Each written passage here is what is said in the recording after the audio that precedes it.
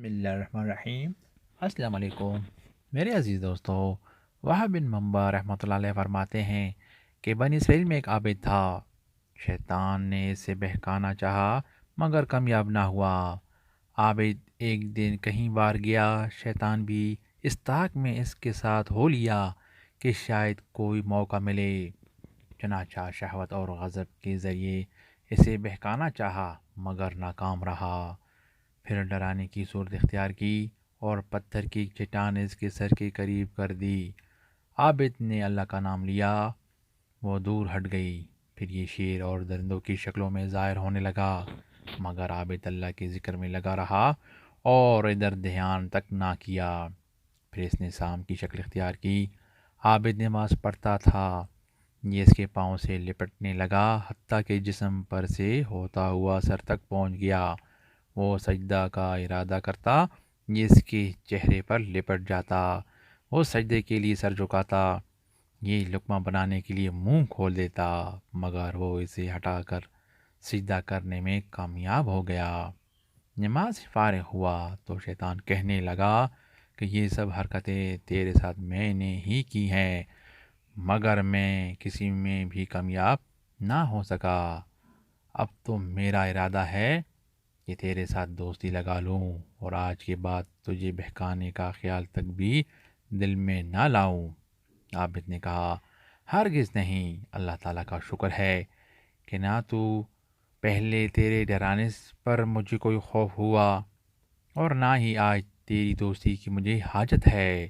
شیطان کہنے لگا کہ اپنے اہل و عیال کا حال مجھ سے پوچھ کہ تیرے بعد ان پر کیا گزرے گی۔ عابد نے جواب دیا کہ میں تو اس وقت مر چکا ہوں۔ شیطان کہنے لگا کہ پھر یہی پوچھ لے کہ میں بنی آدم کو کیسے گمراہ کرتا ہوں۔ عابد نے کہا، یہ بتا دے کہ انہیں گمراہ کرنے میں تو کیسے کامیاب ہوتا ہے۔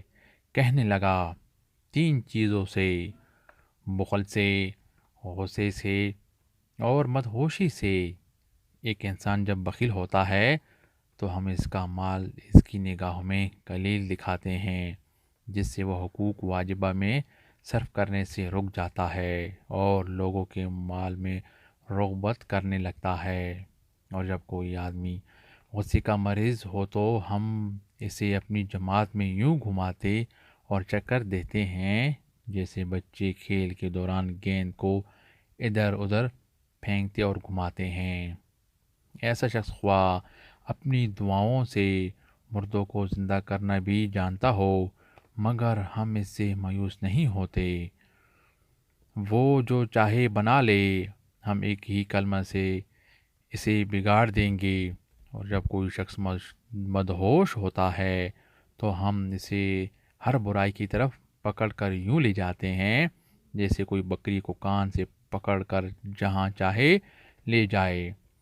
اس گفتگو میں شیطان نے یہ بات بتائی ہے کہ غضبناک آدمی شیطان کے ہاتھ میں یوں ہوتا ہے جیسے گیند بچوں کے ہاتھ میں۔ لہٰذا غصے والے شخص کو چاہیے کہ وہ صبر و تحمل سے کام لے تاکہ شیطان کے ہاتھوں اسیر نہ ہو اور وہ اس کے اعمال کو ضائع